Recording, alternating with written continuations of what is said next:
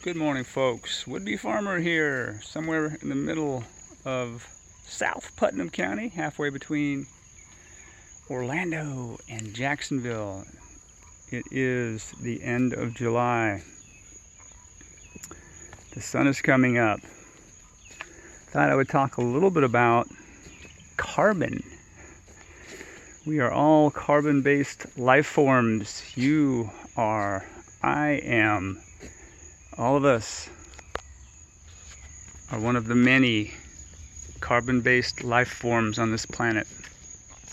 Speaking of carbon, a lot has been talked about lately in reference to the carbon cycle. We have carbon in the air in the form of carbon dioxide. And the last couple hundred years, we've been putting a whole lot up there. So we've created basically a ceiling in our atmosphere of carbon. Kind of a carbon curtain, if you will. Well, most of us understand, if we're studying life systems, biology, botany, plant systems, we understand that plants and trees are good filters for carbon. They pull carbon dioxide out of the atmosphere. They go through photosynthesis, create carbohydrates, create food for their own needs and for the needs of everything else, from the microbes in the soil to the organisms that eat the plants and to the predators and carnivores that eat those organisms, all the way up the food chain. So here's what I've been reading lately in Peter Wolben's book, Hidden Life of Trees. He's got a chapter, I think he calls it the carbon vacuum. He talks about trees, their filtering, storing of carbon, the sequestering of carbon, putting the carbon into their systems, storing carbon in the soil, etc., etc. So, conventional or recent thinking on burning wood for fuel, going into the forest, taking wood, using it to heat or cook, heat our homes or cook our food,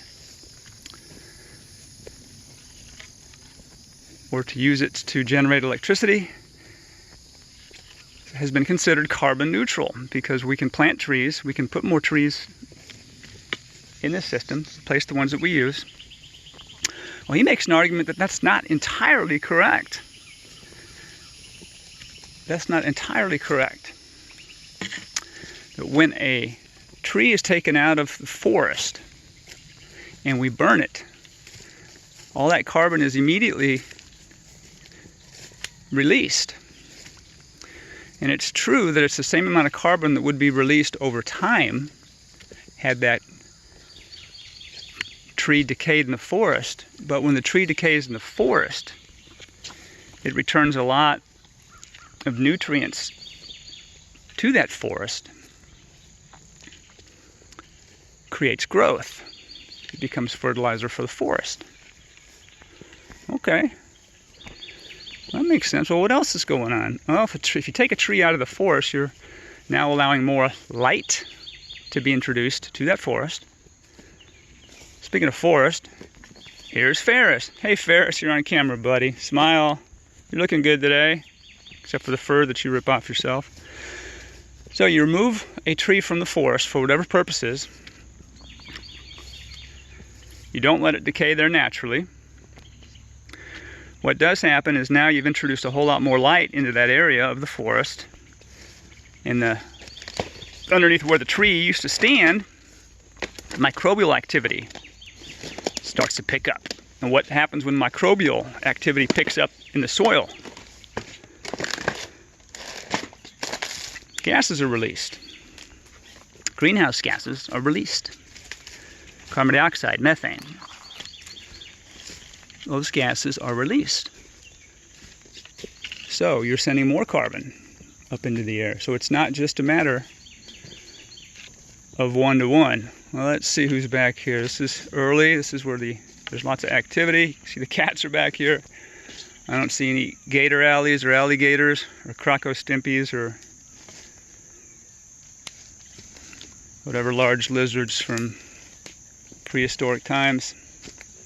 But just think about this forest area here. Let's say that tree right there is taken down, and I use it to heat my home. Now, I am in Florida, so I don't need tons of heat, but still in the winter I do need some heat, of course. And some people use the heat to cook their food. I'm about 99.5% raw food guy, so I don't need a lot of wood to cook my food, but most of us do. Most of us do. So take that tree out, and I'm burning that wood, releasing all that greenhouse gas from the wood itself into the atmosphere, as well as the gases that now are released due to the activity in the soil microbiome. So, his argument, he makes a good one, is that no, it's not carbon neutral. And I remember reading in one of Bill Mollison's books, I believe it was the Designer's Manual, the 600-page epic manual that many refer to as the Bible for permaculture, that he talks about cutting down a tree and just replacing it with 1 or 2 trees. That ain't it. He was estimating more like cut down 1 old growth tree, you better plant 400. I don't remember his exact reasoning, but Mollison's a pretty wise guy.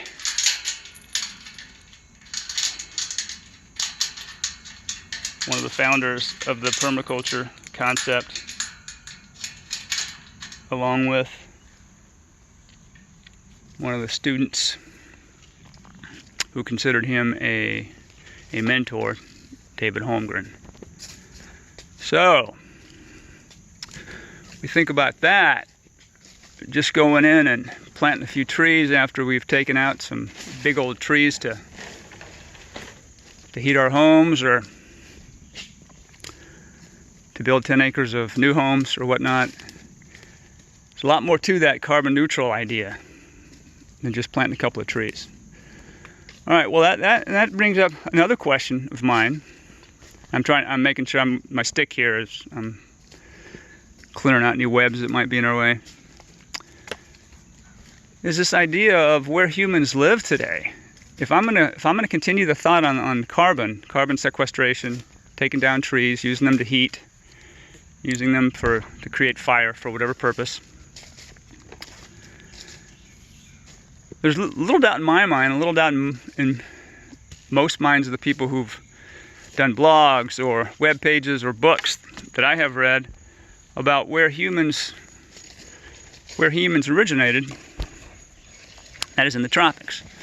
So if we started out as tropical beings, what happens when we leave the tropics? Well, we don't have tons of fur on ourselves. We can't obviously live in Antarctica.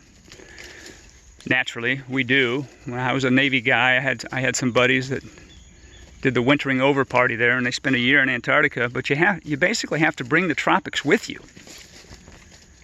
You better have I'm thinking at least a 60-degree climate inside your bunker, inside your buildings. Now, I never lived in Antarctica, but I did live at latitude 60, the very top of Scotland. We were cold. We weren't North Pole cold, but we were cold. And we burned a lot of coal, especially in the winter when temperatures were typically about 30 degrees overnight, and maybe 40, 45 during the day, and even in the summer. And we didn't have very high temperatures. 65 degrees Fahrenheit was a pretty warm day in the summer there, if we got one. So, humans living outside the tropics creates a bigger impact on on the carbon process. We've got to burn, we're going to create fire, we're going to burn something. We're going to burn something. So we burn coal, we burn peat. In some times in Scotland, peat was being burnt, but coal or wood, fossil fuels. And we're depleting these resources. So the argument that humans are, at least to me, that humans are temperate beings as well, I'm not so sure. It doesn't fit into my understanding. But video's getting long. I'm going to cut it off there.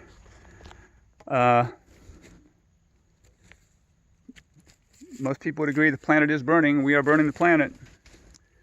So we got to wrap it up by literally wrapping it up. Quit making babies, because the more humans we have, the more consumption, the more consuming we do. And I love you guys up in Minnesota. Love you guys in Manitoba. Love you guys at the top of Scotland. I miss some of y'all very much, but I'm not sure that's the best place for humans to live. I think if, and I'm in Florida, and we even get chilly in the winter. We get down to 20 degrees, so I'm not saying I'm doing it right, but it's just an observation I'm making, that we have got to use less resources, and not just water, which is a big one, but we got to rethink what we're doing in this carbon cycle. And that's it for me. I'm starting to rumble, so I'll end it. Y'all have a good day.